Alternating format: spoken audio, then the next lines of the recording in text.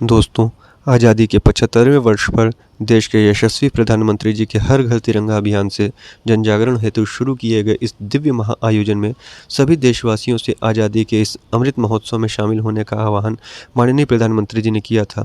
लेकिन शायद उत्तर प्रदेश के सोनभद्र जनपद के ओबरा में स्थित डीएवी ओबरा विद्यालय और वहाँ के प्रबंधन को इससे कोई लेना देना नहीं था, क्योंकि स्कूल में पढ़ने वाले बच्चों की प्रबंधन ने छुट्टी कर दी थी।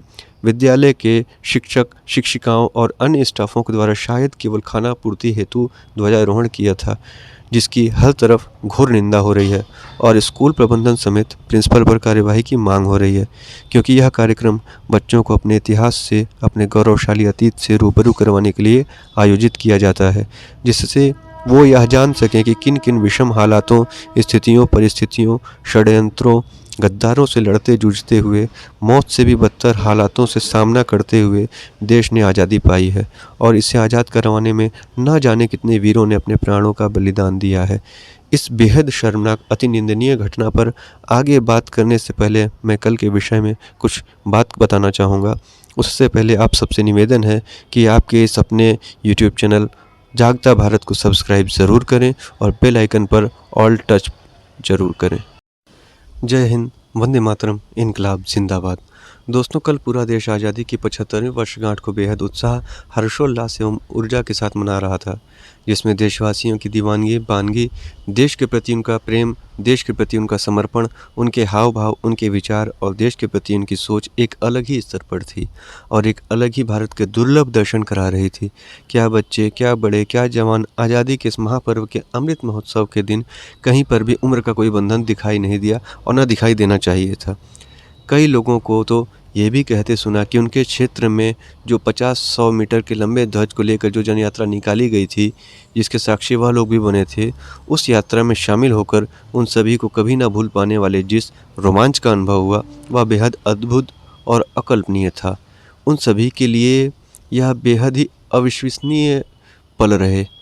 उसे वह लोग व्यक्त करने में खुद को असक्षम महसूस कर रहे थे।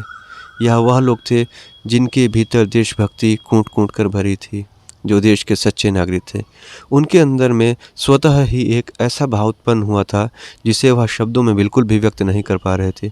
उनके शरीर के रोम-रोम में ऊर्जा का जो अद्भुत अदृश्य प्रवाह प्रस्फुटित हुआ था, उसके कारण उनके मुँह से सिर्फ जय हिंद, वंदे मातरम, भारत माता की जय, जय हिंद की सेना, वीर अमर बलिदानी अमर रहें जैसे अमर वाक्य, अमर नारे जैसे दिव्य वाक्य निकल रहे थे, जिसका साक्षी बनकर वह खुद को गौरवान्वित और बेहद ऊर्जावान महसूस कर रहे थे।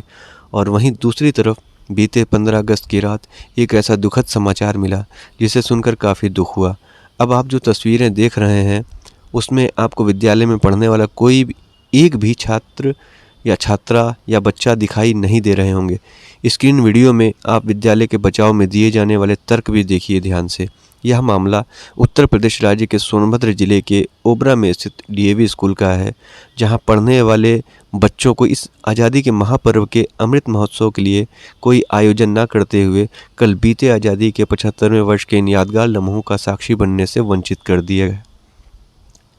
क्या विद्यालय के शिक्षक, शिक्षिकाओं को कल के इस बेहद खास दिन के बारे में वहां पढ़ने वाले छात्रों और छात्राओं को कार्यक्रम का आयोजन करके यह नहीं बताना चाहिए था कि कल का दिन हमेशा की तरह मनाए जा चुके वर्षों से भिन्न एवं खास से भी महत्वपूर्ण क्यों था? आखिर क्यों किसी कार्यक्रम का आयोजन विद्यालय के जिम्मेदारों द्वारा नहीं किया गया? ध्वजारोहण का कार्यक्रम छात्रों और छात्राओं को शामिल किए बिना ही सिर्फ शिक्षक, शिक्षिकाओं में ही करके क्यों संपन्न कर दिया गया? और मामला वायरल होने के कारण कुछ सूत्रों ने तो यह भी कहा कि उन सीमित शिक्षक शिक्षिकाओं को मिठाई तक नहीं बांटी गई थी। क्या मिठाई के खर्च को वहन न कर पाने के कारण कल 15 अगस्त को विद्यालय के बच्चों को उस ऐतिहासिक अमृत महोत्सव का साक्षी नहीं बनने दिया गया? आखिर किस कारण से और क्या सोचकर विद्यालय वालों ने वहाँ के बच्चों को किसी भी तरह की एक्टिविटी नहीं कराई? क्या विद्यालय में पढ़ने वाले छात्र छात्राओं को जानबूझकर इस कार्यक्रम से दूर रखा गया?